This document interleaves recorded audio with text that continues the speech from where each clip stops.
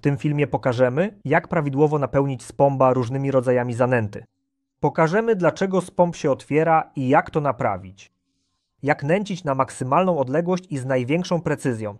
Jak nie popełniać błędów podczas nęcenia spombem, które robią absolutnie wszyscy początkujący. To wideo zostało przetłumaczone przy pomocy sztucznej inteligencji. Dlatego przepraszamy, jeśli pojawią się jakieś nieścisłości. Miłego oglądania. Wielu z Was karmi się różną zanętą. To może być pelet, może być konopie. Możliwe, że ktoś karmi się całymi kulkami proteinowymi, ktoś używa dużych spombów, ktoś średnich i w związku z tym jest bardzo wiele różnych kwestii, o których chciałbym Wam opowiedzieć, zaczynając od załadunku, potem długość zwisu. To wszystko bardzo wpływa zarówno na odległość, jak i na celność. Oczywiście, jeśli nęcicie blisko, nie ma dla Was znaczenia, jaką zanętę rzucacie, nie ma znaczenia, jaki robicie zwis. Wszystko poleci na krótką odległość bez problemu. Ale jeśli chcecie już rzucać daleko, wtedy trzeba znać te wszystkie niuanse i być na nie przygotowanym. Teraz pokażę Wam na żywo, jak ładować spomba różnym rodzajem zanęty. Mamy tutaj wiele różnych rodzajów zanęty. To jest zwykłe kulki proteinowe o średnicy 24 mm. To jest kulki proteinowe 10 mm. Widzicie, to znacznie drobniejsza frakcja.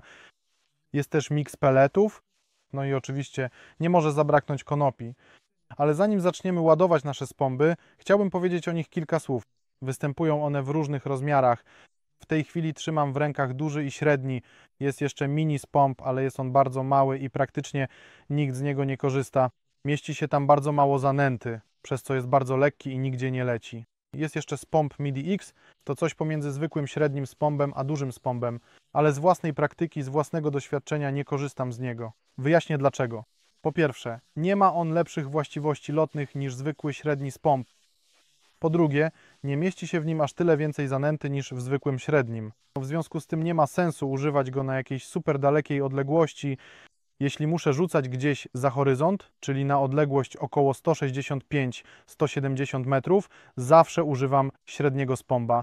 Ale zdarzają się takie przypadki, że jeśli wędzisko i warunki pogodowe na to pozwalają, takie odległości można osiągnąć nawet dużym spombem bez problemu. Ale jeśli odległość to komfortowe 100, 110, 120 metrów, wtedy używam tylko dużego spomba.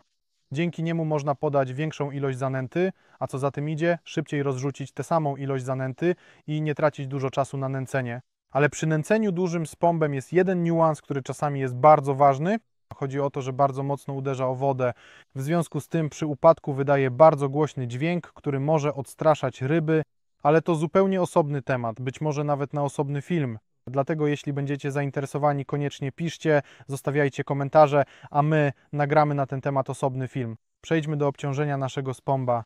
Zacznijmy od średniego, zwykłego spomba i odpowiednio najbardziej uniwersalną zanętą, której używa chyba większość wędkarzy na wszystkich łowiskach, jest zwykły pellet.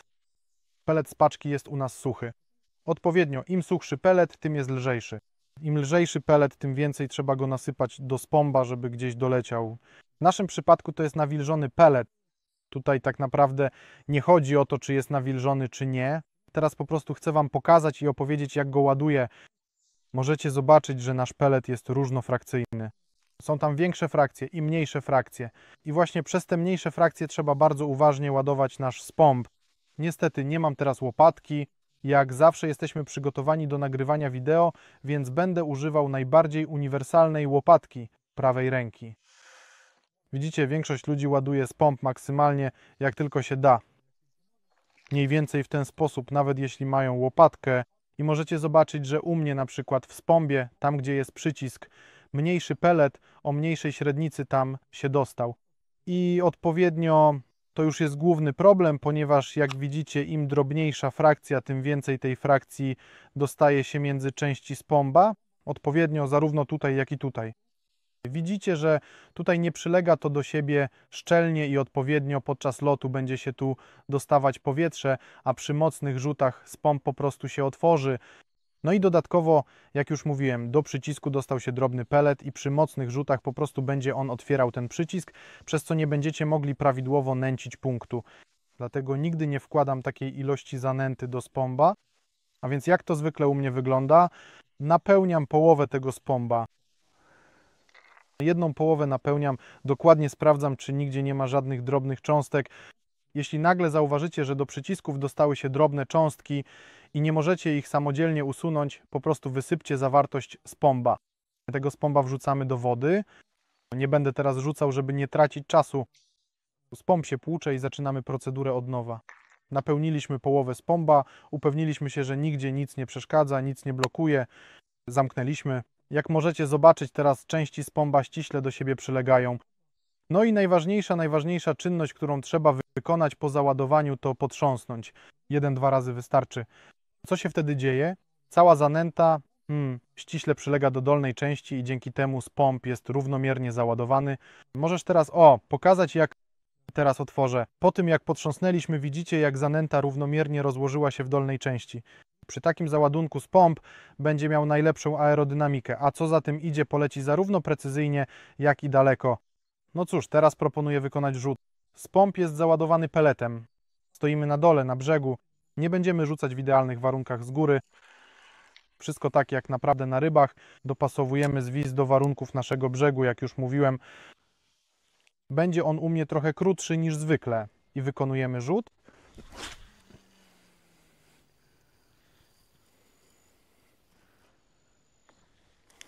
Gotowe, nasz spomb doleciał. Poleciał całkiem daleko i bardzo równo. Teraz wyobraźmy sobie sytuację, w której musimy nęcić suchym peletem. Kiedy jest to potrzebne? Cóż, zazwyczaj ludzie robią tak, gdy łowią na zigrig, ponieważ suchy pelet tonie wolniej i w związku z tym przez dłuższy czas przyciąga ryby w toni wodnej. Ale suchy pelet ma też swoje niuanse. Teraz dla porównania weźmy ten sam średni spomb, ale pelet będzie już tej samej frakcji, tylko nie nawilżony. Spróbujemy wsypać tę samą ilość do spomba. Od razu widzimy, że suchy pelet jest trochę trudniejszy do nabicia, ponieważ jest bardziej sypki i istnieje większe prawdopodobieństwo, że dostanie się gdzieś albo w przycisk, albo między części spomba. Ale mimo to udało nam się to zrobić. Idziemy nad wodę, spróbujemy rzucić. Od razu mogę zauważyć, że spomb napełniony suchym peletem jest o około 40% lżejszy. W związku z tym, jeśli używacie dość sztywnych wędzisk, to załadowanie ich takim spombem, z takim zanętem będzie dość trudne. No i nie ma pewności, że w ogóle gdziekolwiek doleci. Spróbujmy to zrobić. No, widzicie, to było całkowicie do przewidzenia. Spomb jest u nas bardzo lekki. Pelet nie jest nawilżony. W związku z tym, że jest lekki, przy gwałtownym, mocnym wyrzucie spomb po prostu się otworzy. Oczywiście, jeśli będziecie łowić na dystansie około 40-50 metrów, to nie ma to dla Was znaczenia. Rzut tam nie jest gwałtowny, wszystko doleci, ale jeśli mówimy już o dalszych dystansach, to po prostu suchym peletem nie da się nęcić. Po prostu zaśmiecicie sobie sektor. Więc jakie w ogóle są wyjścia z tej sytuacji? Bierzemy tak samo, wsypujemy pelet, zamykamy go i pokażę Wam jeden trik. Schodzimy do wody, opuszczamy nasz spomb do wody. Najważniejsze, żeby nie robić gwałtownych ruchów, żeby spomb nam się nie otworzył, kiedy będziemy go opuszczać. I teraz musimy po prostu poczekać, aż on zatonie. Gotowe, spomb zaczyna tonąć, wyciągamy go i jesteśmy gotowi do rzutu. Już czuć różnicę w wadze. Wsypaliśmy suchy pelet, dodaliśmy wody i odpowiednio spomb stał się cięższy. Teraz można nim rzucać.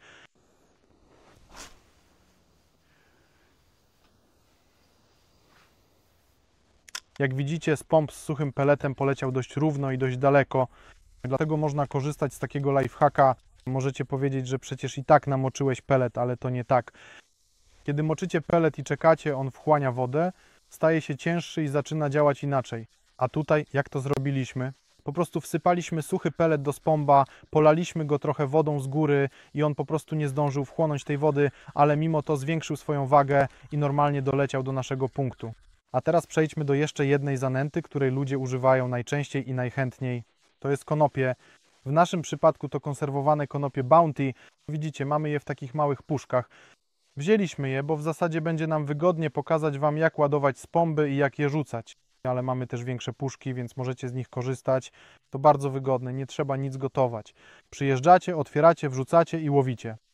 Powiedzmy krótko o konopiach, ponieważ mają one mniej więcej taką samą drobną frakcję jak pelet. Dlatego tutaj ostrożnie i uważnie patrzymy, żeby nie dostała się do przycisków, żeby nie wpadła między dwie części spomba. Teraz odleję trochę wody. Wody nie potrzebujemy. Otwieramy pokrywkę i ładujemy nasz spomb. Konopie mamy już nawilżone. W związku z tym są ciężkie, dlatego nie ładujemy spomba do pełna, żeby go nie przeciążyć. Załadowaliśmy, sprawdziliśmy, że nic nigdzie nie wpadło. Przy przycisku jest pusto, tutaj też pusto. Zamykamy, potrząsamy i można iść rzucać.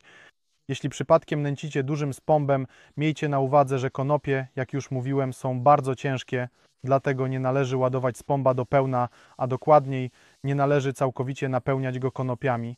Po pierwsze, przy gwałtownych rzutach będzie się otwierał, ponieważ przy pełnym załadunku konopie na 100% gdzieś się dostaną, na przykład między przycisk, nie zamkniecie spomba szczelnie, więc będzie się otwierał. Po drugie, ze względu na to, że jest ciężka, spomb będzie bardzo ciężki i w związku z tym nastąpi przeciążenie, nie poleci daleko ani precyzyjnie. Teraz przejdziemy do innego rodzaju zanęty. To są kulki proteinowe, ale nie zwykłe, takie do jakich wszyscy są przyzwyczajeni, tylko kulki o średnicy 10 mm. Jak możecie zobaczyć, to dość równa, jednolita frakcja. Jak je nabijać i jak ładować do spomba? Bierzemy i dzięki temu, że frakcja jest dość jednolita, można ją ładować znacznie wygodniej i komfortowo niż pelet. Widzicie, dzięki tej średnicy nie dostanie się na przykład pod przycisk, a tym bardziej nie utknie między częściami spomba. A nawet jeśli się tam dostanie, po prostu nie będziecie mogli go zamknąć. Dlatego w każdym przypadku będziecie musieli go wyjąć i prawidłowo zamknąć. Zamykamy, ładujemy, potrząsamy i w zasadzie można rzucać. Jeszcze kilka uwag. Ten gotowany kulki proteinowe ludzie albo polewają likwidem, albo co częściej się zdarza, moczą go w wodzie z tego jeziora, na którym będą łowić. Ale dzięki temu, że to jest gotowany boil, nie wchłonie on dużo wody ani likwidu i nie stanie się znacznie cięższy, na przykład jak pellet. Jeśli chodzi o proporcje procentowe, pellet staje się mniej więcej o połowę cięższy, natomiast ten gotowany kulki proteinowe zwiększy swoją wagę o 15-20%, nie więcej. No i na koniec przechodzimy do zanęty, którą jeśli wrzucicie ją nieprawidłowo, możecie zepsuć sobie miejscówkę, a co za tym idzie, całe wędkowanie lub nawet całe zawody. A więc bierzemy kulki proteinowe o średnicy 24 mm. Właśnie o tej zanęcie teraz porozmawiamy. Jak widzicie, średnica jest dość duża. Próbujemy załadować go do naszego średniego spomba, no i jak widać nic nie wpadnie do środka, między spombami też nic nie zostanie. Ale widzicie, po pierwsze, przez to, że spomb jest mniejszy, a średnica boila bardzo duża, zamknięcie go jest znacznie trudniejsze i trzeba wyciągać stamtąd kulki proteinowe. No mogę to nawet policzyć dosłownie, jest ich tutaj tylko 11 sztuk. Nawet z 11 sztukami spomb nie zamyka się idealnie, ale mimo wszystko jakoś się zamknął, potrząsnęliśmy. No to idziemy, spróbujemy rzucić, zobaczymy co z tego wyjdzie.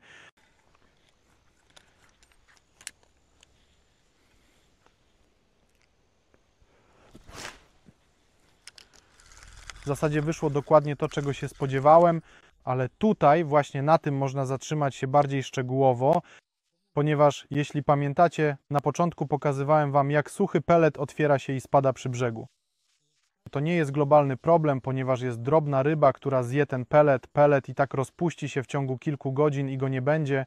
A jeśli karmicie ciężkim 24 mm gotowanym kulki proteinowe i on z taką bardzo częstą regularnością otwiera się przy brzegu, albo nawet gdzieś dalej może polecieć i się otworzyć, to po prostu psujecie sobie, zaśmiecacie sektor. Te kulki proteinowe będą leżały w całym Waszym sektorze i w związku z tym nie będą miały żadnego powiązania z głównym punktem nęcenia. Ryba nie będzie wiedziała, gdzie brać, bo jakaś część trafi na punkt, jakaś część spadnie przy brzegu, a jakaś część spadnie na przykład tak jak teraz, pomiędzy brzegiem a punktem gdzieś na średniej odległości. W związku z tym cały Wasz sektor będzie w tych kulkach proteinowych. Po prostu przekarmicie rybę i nie będziecie w stanie zatrzymać jej w tym miejscu, gdzie łowicie. No i w ten sposób popsujecie sobie wędkowanie albo zawody. Jak więc wyjść z tej sytuacji? Bo rzeczywiście czasami trzeba nęcić całym boilem, trzeba łowić większą rybę. No właśnie, nawet my czasami korzystamy z takiej taktyki. No ale co robimy, żeby nasze kulki proteinowe doleciały do punktu? Tak, odłożę na chwilę nasz spomb. Zwracamy się wtedy o pomoc do naszej konopi. Konopia to uniwersalna przynęta, którą można stosować w miksie albo z peletem, albo z małymi. Można mieszać z orzechem tygrysim, albo nawet używać osobno. Więc co musimy zrobić? Bierzemy nasze kulki proteinowe, którym planujemy nęcić miejsce. Żeby Wam to pokazać, wezmę niezbyt dużą ilość. Chcę też wyraźnie zaznaczyć, że nie należy robić tego w dużych ilościach, ponieważ zaraz do tego boila dodamy konopię. A jeśli nie planujecie zużyć jej od razu, konopie będą wysychać i wtedy suche konopie będą unosić się na wodzie, przez co nie będą dawały żadnego efektu. Wylewamy wodę, dodajemy puszkę konopi. W zasadzie do takiej ilości kulki proteinowe możemy dodać jeszcze jedną puszkę konopi. Konopie nigdy nie będą zbędne. Dodaliśmy. No cóż, nie mam łopatki, nie chcę za bardzo brudzić rąk. Wymieszam to w ten sposób. I jak widzicie, otrzymaliśmy taki miks. Konopie i bojle. Co teraz robimy? Ze względu na to, że kiedy ładowaliśmy suche kulki proteinowe, konopi, widzicie, po pierwsze mieściło się ich bardzo mało do takiego spomba i mieliście bardzo dużo wolnej przestrzeni i z tego powodu, z powodu tej wolnej przestrzeni spomb będzie się ciągle otwierał, ponieważ będzie dostawało się tu powietrze i przy gwałtownych rzutach te kulki proteinowe po pierwsze mają dużą wagę, będą uderzać tutaj w przycisk i spomb będzie się otwierał. Konopia jest nam potrzebna po to, żeby pozamykać wszystkie te wolne miejsca. Pozwólcie, że nawet z niej skorzystam. No widzicie, kto nie ma łopatki, tak jak ja, może użyć słoiczka. Mniej więcej wsypaliśmy niewielką ilość kulki proteinowe. Można nawet osobno posypać je z wierzchu konopią.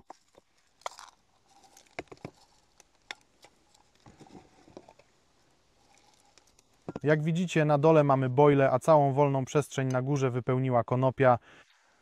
Oczywiście trzeba uważać, żeby konopia nie dostała się do przycisku lub między dwie części spomba, ale to już nie jest taki duży problem.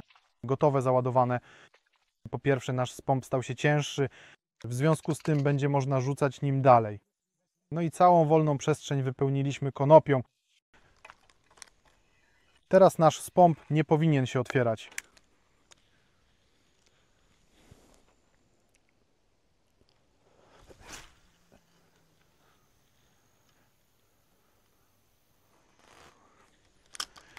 Jak widzieliście, rzut nam wyszedł daleki, równy, spomb poleciał precyzyjnie. Precyzyjnie poleciał dzięki temu, że całą wolną przestrzeń wypełniliśmy konopią i w związku z tym kulki nie wykonywały żadnych zbędnych ruchów podczas lotu spomba. Chcę się z Wami podzielić jeszcze jednym bardzo ważnym szczegółem, na który mało kto zwraca uwagę, a mianowicie pozwólcie, że od razu załaduję spomb. Podczas nęcenia w spombach mamy taką plastikową rurkę i bardzo wiele osób zostawia ją w takim nierównym stanie. No, niektórzy bardzo szybko nęcą, mają bardzo duże tempo i po prostu nie zwracają na to uwagi. Ale tak naprawdę to bardzo ważna rzecz, która wpływa na precyzję lotu Waszego spomba. Ponieważ w takiej pozycji, jeśli ta rurka jest ustawiona w ten sposób, spomb będzie leciał na bok. Odpowiednio, jeśli rurka jest w lewo, spomb będzie ściągał w lewo, jeśli w prawo, to w prawo. Dlatego koniecznie poprawiajcie ją. Ustawiajcie tę rurkę właśnie w ten sposób, wtedy spomb będzie leciał maksymalnie prosto. A więc przyjaciele, teraz macie pełną wiedzę o tym, jak dobrać spomby do Waszych warunków łowienia, jak je ładować różną zanętą, aby leciały precyzyjnie, daleko i prosto.